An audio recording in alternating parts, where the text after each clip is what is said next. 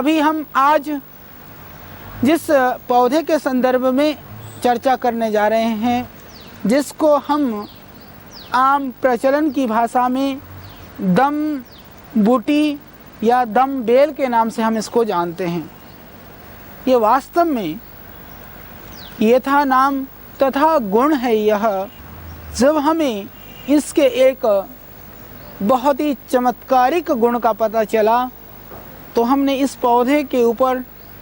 अपने तरह से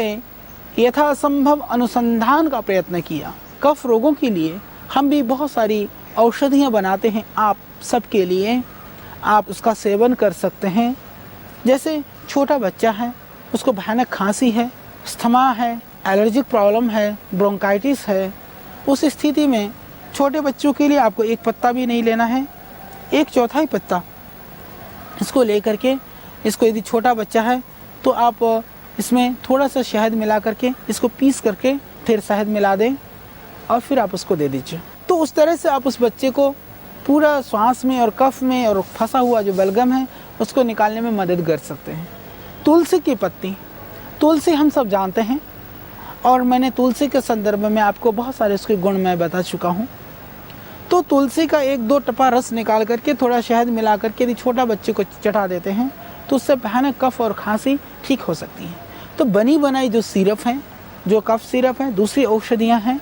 मैं कहता हूँ कि उससे भी कहीं बहुत निरापद है ये जड़ी बूटियाँ जो आप सीधा प्रयोग कर सकते हैं यदि आपके पास ये जड़ी बूटियाँ लगी हुई हैं। तो आज च्यवनप्राश के नाम पर लोगों में एक जिज्ञासा है, उत्सुकता है और एक बहुत बड़ा मार्केट भी है, परंतु हमने गुणवत्ता पर शायद इतना ध्यान नहीं दिया। इसकी वजह से आयुर्वेद की जो एक आज स्थिति होनी चाहिए थी वो स्थिति हम आज वहाँ पर नहीं पहुँचा पाए। तो च्यवनप्राश में जो जड़ी बूटियाँ डलनी चाहिए, जो क्वाथ होनी चाहिए, हमने उसमें कहीं सोना चांदी से लेकर के न जाने क्या क्या द्रव्यों का हमने प्रचार तो शुरू कर दिया, पर हम डालते नहीं हैं उसमें। क्षमा करना मुझे, जो जड़ी बूटियाँ डलनी चाहिए वो भी नहीं डलता है। और जो वैसज्य रत्नावली में या दूसरे ग्रंथों में जो च्यवनप्राश का विधान है, यदि हम उसको डालें तो जैसा च्यवनप्राश का आज आपको दिखती है आकृति वैसी नहीं होती है, वो उसकी आकृति बदल जाती है और उसका स्वाद बदल जाता है। और जहाँ तक लाभ की बात रही,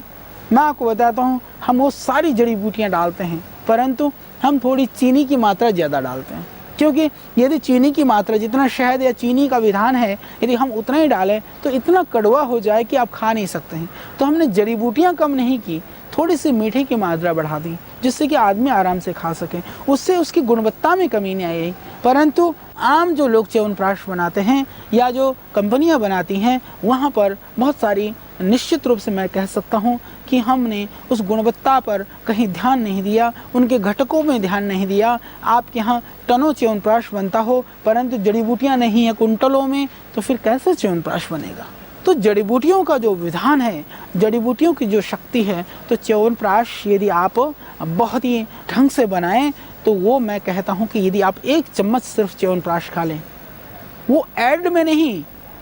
च्यवनप्राश खा करके ऐड करके कूदने वाले तो बहुत आपको दिख जाएंगे, परंतु यदि आप स्वयं खा लेंगे तो मैं समझता हूँ कि आप नहीं जंप मार पाएंगे। पर असली च्यवनप्राश खाएंगे तो आप कूदेंगे तो नहीं, परंतु फिर भी आप अपने अंदर बहुत ही एनर्जी फील करेंगे। ये मेरा आपके साथ बिल्कुल कथन है और आप उसका सेवन करके उस लाभ को पा सकते हैं। तो जब सर्दी हो, जुकाम हो, खांसी हो, किसी भी तरह की एलर्जिक प्रॉब्लम हो, तो आपको किसी भी तरह की किसी भी औषधि सेवन करने की आवश्यकता नहीं है। मैं यही कहना चाहता हूँ कि उसके लिए आप अच्छी तरह से बना हुआ च्यवनप्राश, वह चाहे आश्रम का हो या कोई चिकित्सक वैद्य या जो आयुर्वेद का जानकार व्यक्ति आपके संपर्क में हो, या आप स्वयं आयुर्वेद के ज्ञाता हैं, तो आप विशुद्ध रूप से च्यवनप्राश बनाइए और अपने मिलने वाले और अपने नज़दीक के लोगों को आप सेवन कराइए।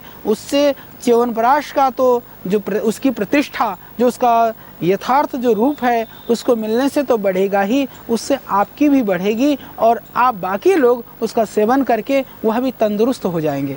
तो उस सब रोगों के लिए आप च्यवनप्राश का सेवन कर सकते हैं। और तुलसी का, जैसे मैंने कहा कि उस तरह की चीज़ों का काढ़ा बना करके पी सकते हैं, रस निकाल करके पी सकते हैं। चाय हानिकारक है, नहीं पीनी चाहिए। चाय पत्ती की जगह आप उसमें तुलसी की पत्तियां और उसमें थोड़ा सा अदरक, थोड़ा सा लौंग डाल दें और उसमें ये टेलीफोरा इंडिका के 1-2 पत्तियों को थोड़ा कुचल करके डाल करके यदि आप काढ़ा बना करके पीते हैं, तो उससे भी जो आपकी सर्दी की परेशानी है, कफ की बीमारी है, या आपका बलगम जमा हुआ है, निकल नहीं पा रहा है, वो सब भी बड़ी सहजता से निकल जाएगा। उसके लिए भी जमा हुए कफ को निकालने के लिए, एलर्जिक प्रॉब्लम के लिए, और जिन भाइयों बहनों को साइनोसाइटिस की प्रॉब्लम है, साइनस की परेशानी है, उसमें भी यह टेलीफोरा इंडिका, यह जो दम बूटी है, दम बेल है, यह अत्यंत कारगर है। जैसा कि मैंने कहा कि श्वास के लिए, कफ रोगों के लिए